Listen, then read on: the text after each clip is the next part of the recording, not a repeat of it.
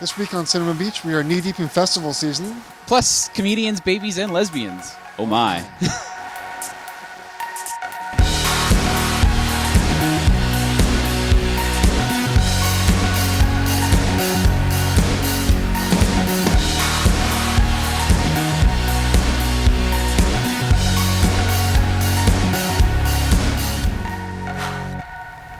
Hello and welcome to Cinema Beach, the show that brings you the latest news and reviews from the art house, courtesy CinemaBeach.com. I'm Brian Thompson. And I'm Colin Inslee, sitting in for Tony Ortiz. This week we are in Newport Beach, home of the famed Lido Theater, right behind us. That's right. One of my favorite art houses and the home of the Newport Beach Film Festival. Just a month away. Just a month away. I really can't wait. Yeah, and award season's upon us, so that's exciting. It is, yeah. I'm really happy with that, and got some good movies coming out. So, yeah. What's on our plate today? Well, we're taking a look at the romantic comedy, Friends with Kids. That's right, plus our DVD pick and a look at what's on video shelves. But first, let's check out what's going on with the indie newsfeed.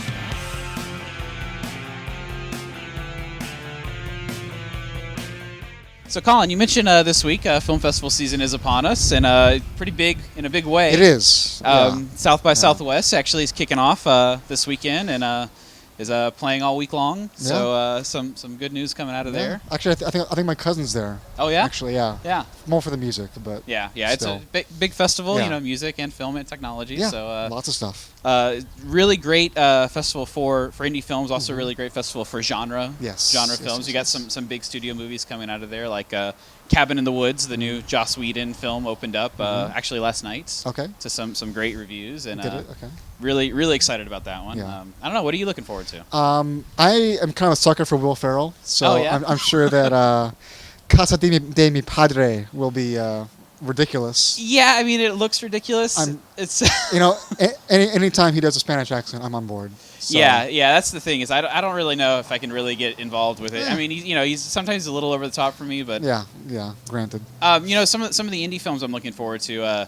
This new Bobcat Goldthwait comedy. God Bless America. Yeah. I don't know if it's a comedy actually. Well, it's a Bobcat Goldthwait. Yes, film, exactly. So. Yeah. I really liked World's Greatest Dad. Yeah, great. Which was so dark and disturbing. Yeah, but really good. Yeah, really good. Yeah. So I'm really looking forward to that one. And that's about a guy that goes on a shooting rampage with a teenage girl, right? Yeah. Okay. So crazy. Yeah. It sounds hilarious.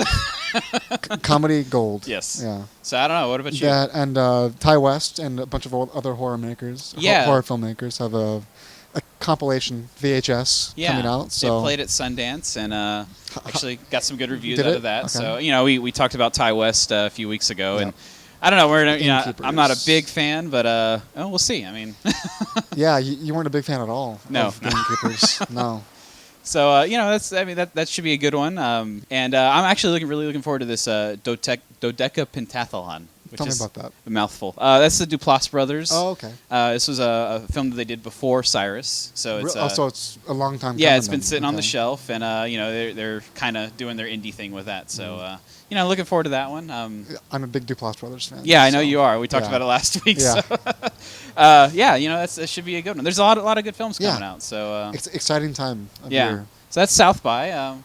And the San Francisco Film Festival, the lineup was announced. Yeah, it should be a good one. It's up there in the Bay Area. It's actually the same weekend as the Newport Beach Film Festival. April, okay. Yeah, it's in the end of April. They got a movie, Mosquita y Mari. Mosquita y Mari, which is getting a lot of attention. It played at Sundance. And what's it about? It's about two teenage girls in kind of southern Los Angeles, Hispanic girls who kind of develop kind of a relationship together. It's a film that kind of is about first love and the difficulties of basically grappling with lesbianism, I guess, homosexuality, and sounds light. Yeah. It got a lot of buzz. Actually, I heard a great story about it on NPR this week. Really? The gal who did it, it's it's based on a true story. So I think I saw something about that too, where there was a commercial or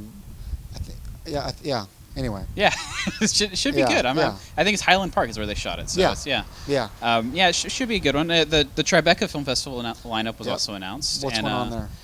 That'll be the same weekend as the Newport Beach Film Festival, also the San Francisco. Week. So the end of April is going to be a big one for film festivals. Yeah. But we got some good films coming out of there. The Jenna Fischer Giant Mechanical Man, which we talked about a few weeks ago on the website, is actually playing there. Should be good. It's going to be a film that I don't know. I mean, Jenna Fischer's trying to do this whole feature film comedy thing. Yeah, so I'm looking forward to that one. I'm looking forward to this new documentary Mansome by Morgan Spurlock, the new documentary from the guy who did Palm Wonderful and Super Size Me. Super Size Me. So, and there's another film coming out called Jack and Diane, which is oddly enough another lesbian, teenage love story, but this one's a lot darker. That's the zeitgeist, huh? Yeah, exactly. Yeah, we'll be talking about lesbians later on too. So, this one's Jenna Maloney and Juno Temple. Jenna Malone? Jenna Malone. I always call her Maloney. It's Malone, I think. Is it Malone? Yeah. Okay. From Donnie Darko. Yeah. And she's playing a teenager who she can always play a teenager, right? She is never ever going to grow up, apparently. No. And good for her. So she plays a teenager who falls in love with Juno Temple, and they end up kind of having a dark relationship that involves werewolves as well. Well, Juno Temple involved. I mean, how can it not? Jack and Diane, which is not based on the not the song. Not the song. Okay. It's two girls instead of a girl and a guy. A little ditty. Here's a little ditty. So and obviously Cannes is that's coming up in May. Yeah, mid-May. Yeah. We're still waiting for the lineup. Yeah, and hopefully Moonrise Kingdom. Moonrise Kingdom's opening. It is. Yeah, they did announce that, but we're still waiting. Hopefully it'll be good. Yeah. Oh yeah. It looks good. It looks good. We talked about the trailer. I'm not always a Wes Anderson fan, but when I am, I'm always a Wes Anderson fan. I'm more of a Paul Thomas Anderson fan myself. Yeah. Okay. Not the Paul W.S. Anderson. No. Of the Resident Evil fame. No. So. No. Speaking of Cannes, one of the films that I think a lot of people are looking forward to seeing playing at Cannes is this new Walter Salles film, On the Road, the adaptation, which finally, the trailer came out. I first met Dean not long after my father died. I was a young writer trying to take off. But Dean just raced in society. He had just married a 16-year-old chick named Mary Lou. Where do you find such absolutely wonderful people? I've never seen anyone like them. Don't do anything I wouldn't do. With becoming a Dean Moriarty began the part of my life you could call my life on the road. You finally got on that old road. He does not feel responsibility towards others. But Dean gives everyone a damn good time just being himself. He gives illusions. Tricks. I never want to see it again. It looks good. I know that this is a movie that Francis Ford Coppola has been trying to do for a long time. Yeah. He's, I think, the executive producer of this. Yeah, I noticed it's a Zoetrope film on it. So and it looks really good. Walter Salles is obviously a great director. And, Walter Salles, who's known for more of his Argentinian films. He did Motorcycle Diaries, and what was it at the station, or I can't remember the name of it, but it's escaping me. We'll have a nice little credit right here. But this one looks like it could be kind of almost like a Motorcycle Diaries thing. I mean, it's definitely a guy on a motorcycle. So. Yeah, definitely. Yeah, and you know what is shocking is actually, for the first time in my life, I can remember Kristen Stewart actually not looking terrible. Yeah. She looks actually really good in this. And I was watching the whole trailer, and I got about halfway through the trailer before I realized, hey, that's Kristen Stewart. Yeah. So not doing the Kristen Stewart face. Yeah, exactly. Not doing the pouty the biting her nails. Yeah, the emo vampire thing. So. Yeah. I'm looking forward to On the Road. Yeah. Yeah. Hopefully it'll be good. Yeah. Well, coming up, can two best friends have a kid together but keep it platonic? We'll see in our review of Friends with Kids, so stay tuned. For more film news, check out the indie news feed at CinemaBeach.com. From trailers to casting announcements, film festival news to production updates, the news feed at Cinema Beach is your best source for indie film news. While you're there, subscribe to our RSS feed, and don't forget to follow us on Facebook and Twitter. Why don't we just do it? What? We really want to have a kid, so share all the responsibility and just skip over the whole marriage thing. Can't really tell if you're kidding right now. I will be 100% committed to this half the time. May I approach the bench? Oh my God! We've always wanted you guys to get together. Oh no. Oh, no. You're not getting together. You're just going to do it one time and have a kid. Yes. Totally makes sense to me. Oh my God, that is the worst idea I've ever heard. Oh my God! So exciting! It's coming. I feel like it's coming out of my. I don't think they had any idea how hard any of this was going to be. Yeah, they're probably in hell. Something smells good. Jason made the most amazing quiches. I don't think this is so hard. This is clean, simple. When do you think it'll be okay to get naked with someone? Let me see. I think we're 3 weeks out. Thanks. This is it. You only get one shot at first impression. Okay. Oh my gosh. Hi. I am Kurt. Wow. You are one extremely handsome German man. I'm actually from Long Island, but how are you? Sit. Holy. Just go with this. You're gonna hit on me with a baby? Boo. I'm not married. I think I met the girl today. I've heard so much about you. I have 2 of your thongs in my apartment. I washed them. In comedian Jennifer Westfeldt's directorial debut, she poses the question, can 2 friends with no attraction to each other have a baby together and still keep it platonic? It's an interesting question, especially in this kind of modern world of relationships and families, and it's hopefully ripe for comedic gold. But I guess the ultimate question is, can they have a baby together and keep it platonic? And that's kind of where the film goes. I don't know, Colin, what you think? I don't know. Well, we don't know because the film ended with a cliffhanger. It kind of does, yeah. Which is, we don't want to talk too much about the ending, but it's, I don't know, it was an interesting film. Interesting is a word. Yes. Yes.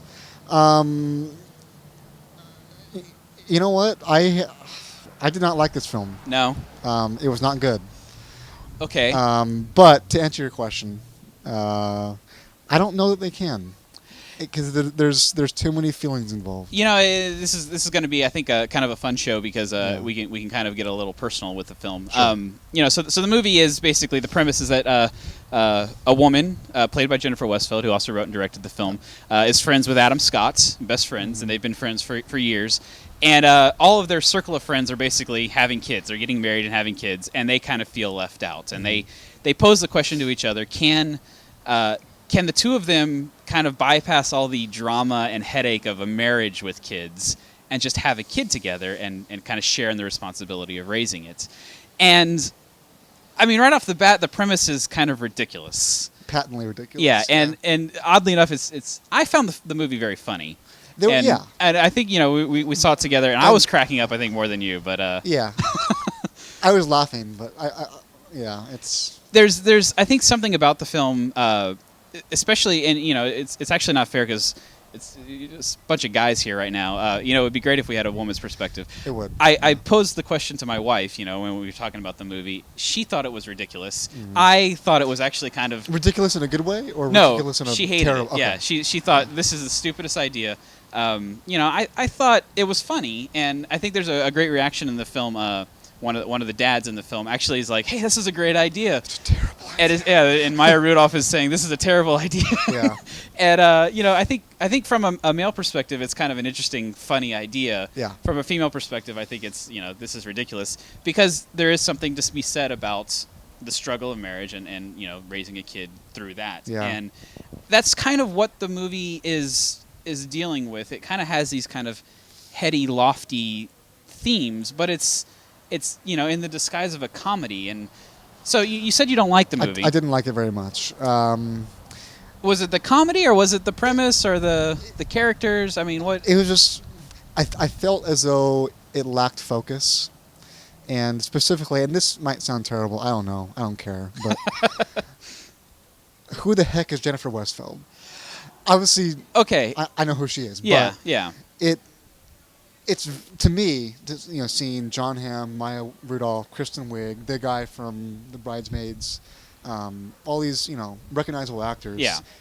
And then there's Jennifer Westfeldt. It's like, what are you doing in here? What's going on? And I think that's going to be a problem with the film. I think in terms of marketing. I mean, they're marketing the movie as to the Bridesmaids crowd. They're marketing the film. It's like 4 people from Bridesmaids. Yeah, it's crazy. but the problem is they're not in the movie. They're not the main part of the movie. Maya Rudolph. And Adam Scott's fantastic, by the way. He is, and I love him on Parks and Rec. Yeah. And he's always had these Down. kind of 2-bit, kind of villain roles almost. But he's fantastic in this. And to be fair, I'm a fan of Jennifer Westfeldt. Okay. I like. The stuff she's written before, we'll talk about Kissing Jessica Stein later, and Ira and Abby, which is kind of her take before this on, flawed modern relationships. Mm-hmm. But she has this kind of female Woody Allen quality to her, and she's kind of been given this label since Jessica Stein, and I don't know, is it applicable? I don't know if it is because I like Woody Allen movies. And you didn't like this one? Not, yeah. Actually, it's funny. I was talking to a lady friend of mine, and she's a big Woody Allen fan too. And I was saying that, with the exception of Woody Allen, I do not like writer, director, actors.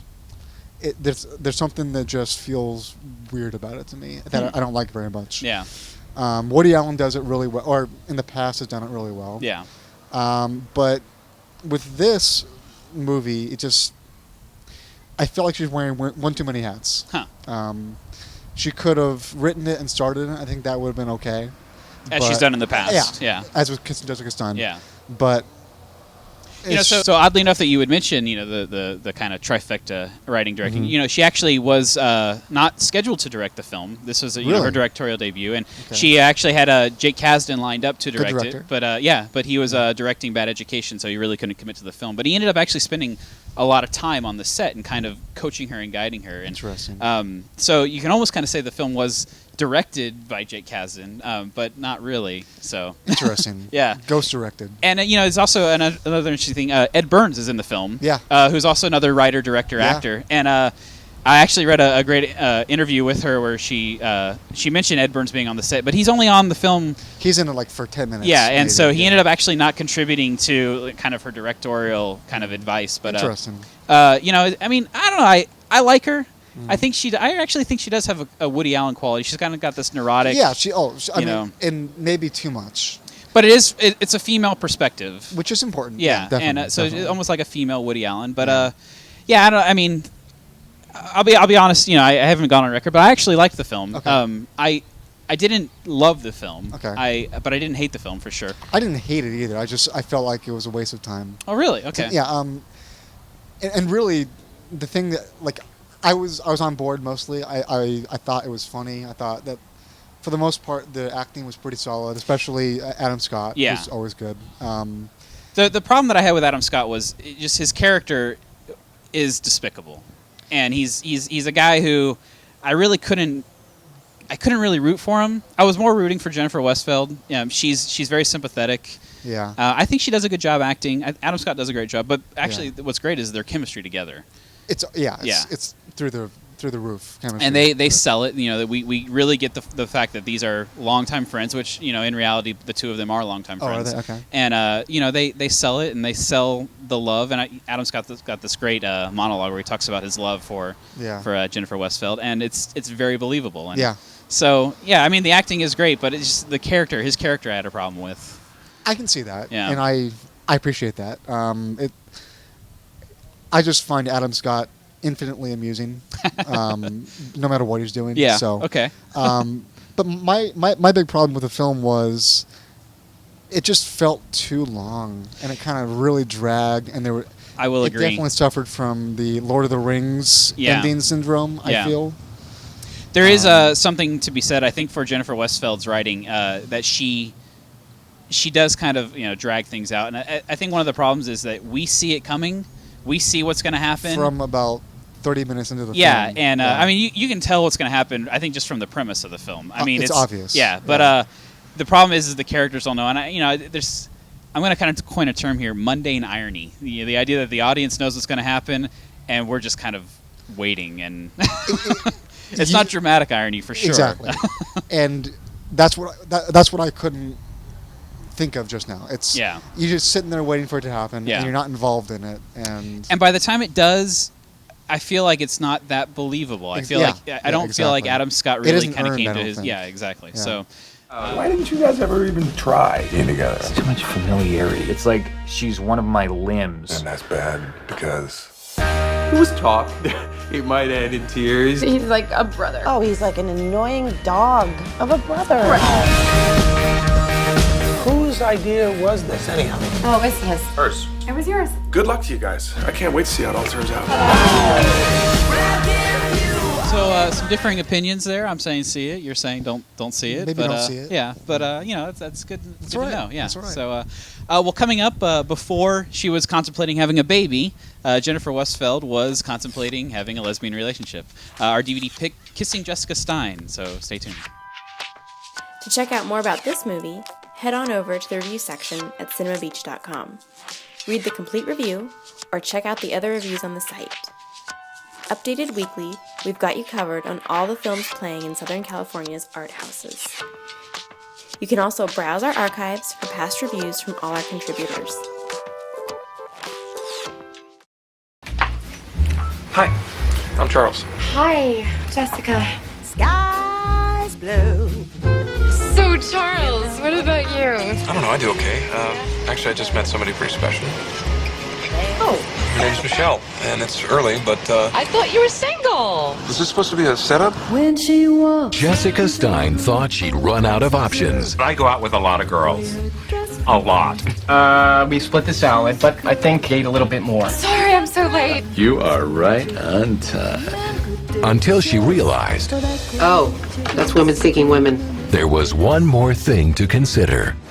Whenever I thought about lesbianism in the past, I've always said ew. You know, just ew. She is trying new things. Who's the guy? There's no guy. I'm gonna have to go slow, okay? Oh, okay. You're a terrible liar. Trust me. There's no guy.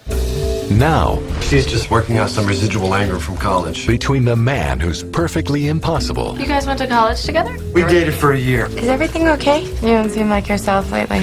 You don't either. and the woman who's possibly perfect, If we keep going like this, we'll get there in 2 weeks or so. There's no real rush. How about 10 days? 10 days is better. she's losing her mind It's not me. It's not me. Do you find me disgusting? No! Are Oh my sure? God, are you kidding? I'm impressed. to find her heart. She's a girl, you know? She has thin arms. I don't know what she sees in her mother. She's flight tested. I've kissed a girl. Oh my God. In 2001, Jennifer Westfeldt kind of stormed onto the indie scene with a little film called Kissing Jessica Stein. It was a controversial film in that it explored a lesbian relationship that was not really well received by the lesbian and gay community, but very well received by the old people that go to the art houses. So I liked the movie. It's a great debut, and I think it definitely goes into what we were talking about with her neurotic Woody Allen. It's definitely more of a Woody Allen movie. Definitely more, yeah. And that's definitely the feeling that I got from it. Specifically, Kissing Jessica Stein. Yeah. It's basically she's a female Woody Allen. Yeah, there was. I remember at the time. If Woody Allen ever was gay. Exactly. Or maybe gay. But what's great about the movie is while it's a gay film, it's a lesbian film. Kind of, I remember it being described as just a great love story. And same thing could be said for Annie Hall. And I think there was a lot of comparisons at the time with this is the female Woody Allen, this is the female lesbian Annie Hall, if you would say. It's definitely not. I mean, it doesn't follow the Annie Hall structure, but no. It is a movie. While it deals with a lesbian relationship, it doesn't really deal with a lesbian relationship. You know what I mean? Kind of only on the surface a little bit. Yeah. And actually, the movie kind of deals with can somebody decide to be a lesbian, and there is some controversy with that, and that's what I mentioned in the opening here. But but again, even just kind of on the surface, it doesn't really. I guess my problem with the movie, I watched it yesterday. I guess my problem with the movie was kind of like with Friends with Kids. It was just all surface to me. Yeah, she's definitely tackling some interesting, some very deep subject matter. Yeah, it is broad, I guess. Broad, yeah, exactly. But some deep subject matter, but she's doing it in kind of a very light way, and it never really kind of gets to the heart of what we're talking about here. I think a movie that we talked about a few weeks ago, that Tony and I talked about, Pariah, which came out last year, is a movie that deals with a woman who basically is exploring her sexuality, and she actually explores it with a girl who is kind of just, hey, maybe I'm a lesbian, but ends up not being. And that's kind of one of the things with Jessica Stein is that she all her life she's basically been with men, and she answers an ad in a paper, and it's for a lesbian relationship. And meanwhile, the person who she meets is also just kind of free thinking, guys, girls, whatever. So. And that was actually one of the problems with the film, like I mentioned when it came out, is that people basically said, this isn't, you don't just get to pick it. And I think there's a great line in the film, actually, that deals with that, where Heather Jurgensen's friends who are gay basically kind of get on her about the fact that you don't choose to be gay, you're born gay. And I guess that's kind of the controversy surrounding, a lot of homosexual rights and homosexuality. I think the movie kind of, like you mentioned, it kind of toys with it. But yeah, I mean, speaking of Heather Jurgensen, she's fantastic in the movie. She's great. Yeah, yeah, she's probably the best part of the movie. Yeah, to me. she, and who is she? I mean, that's where'd she come from? Yeah, I mean, she really hasn't done anything since. Yeah, so she actually was a comedic partner with Jennifer Westfeldt, and they actually developed this as a kind of a sketch comedy on the stage. And they were encouraged to kind of develop it into a feature film. Interesting. And when the movie came out in 2001, it came out in Sundance and was a huge hit. And kind of brought onto the stage, brought Jennifer Westfeldt onto the stage, who went on and kind of did her own little thing. But John Hamm is in the film. Her partner. Yeah, and he's been in everything. And so it's. I think it's a great movie. I think it's one that we should definitely. It's one that I think I enjoyed more than Friends with Kids. Yeah. Okay. However, again. It's too slow and it's a little predictable. It's a little predictable. You can see stuff coming, but it is more enjoyable. I feel. However, I do feel as though, specifically when Jessica Stein and Heather Jurgensen's character are kind of just starting to get into their relationship, if that's what you want to call it, it gets a little bit ham-fisted, I think, and a little bit ridiculous and. Not believable. With Jessica's them like practicing kissing. Yeah. And that got a little bit stale for me. But it does kind of run along. And the other problem too is that I never really bought that Heather Jurgensen was willing to kind of go along with this kind of drawn out relationship. Exactly. It's she and there's a moment where she says, "I'm not feeling it anymore." Yeah. And and yet they continue. Yeah. So, yeah. Because obviously they're in love. Yeah, and that's one of the problems I think, and that was a fault in the writing. I don't really feel like Heather Jurgensen's character, Helen is her name. Yeah. I never really understood her motivation for being in this relationship, and she actually talks about her frustration with being in the relationship with her friends, and then immediately answers the phone call. Oh, hey. And starts acting like a little teenage girl. So, come on, yeah. So maybe I don't understand women. That's who does? Yeah, exactly. No, I mean, yeah, it is what it is. So I think it's a great tie-in. I think if you're going to watch Friends with Kids, you definitely need to watch Jessica Stein. Definitely check out Iron Abbey, which we're not really talking about here. But Jessica Stein as a debut film for both Jennifer Westfeldt and Heather Jurgensen, and the writing debut for Jennifer Westfeldt is a must-see especially if you're going to go into Friends with Kids. So it's on DVD. It's also streaming on Netflix. Check it out. Out on DVD this week, The Descendants. Alexander Payne's dramedy about a man coping with family and loss earned George Clooney a Golden Globe, but he was robbed at the Oscars. Still, it's a must-see, especially for Payne fans. Young Adult. Jason Reitman's dramedy about a woman suffering from Arrested Development has Charlize Theron starring opposite Patton Oswalt in an Oscar-worthy film that was also snubbed. Again, fans of Reitman, or even fans of Alexander Payne, must see it. My Week with Marilyn. Another Oscar-worthy performance, this time from Michelle Williams, who plays the iconic blonde bombshell as she romances a young Colin Clark while filming in England. Kenneth Branagh is also magnificent, playing the equally iconic Laurence Olivier. And finally, Melancholia. Lars von Trier caused quite a commotion at last year's Cannes with this amazing film starring an award-winning Kirsten Dunst in a movie about love and life at the end of times. It's trippy and nuanced, but certainly von Trier's best work in a long time.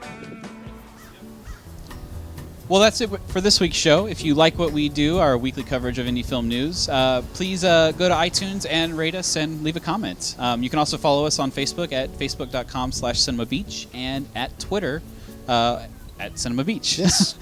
And thanks to John Fulton for all the camera work this week. And on behalf of the rest of the CinemaBeach.com crew, I'm Colin Inslee. And I'm Brian Thompson. Thanks for watching. Bye.